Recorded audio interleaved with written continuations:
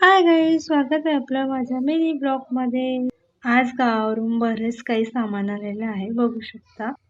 वालाच्या शेंगा आलेल्या आहे, लसूण, टोमॅटो, मिरची, कांदे आणि ही गावठी कारले, छोटे छोटे कारले खूप सुंदर लागतात।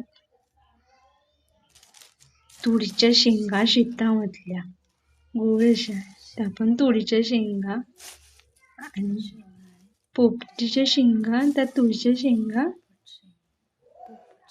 पोपटीच्या शेंगा, कढीपत्ता आलेला, छान असा सुंदर वास, पेरू पण आलेले आहे, खूप काही आलेले आहे, बघू शकता।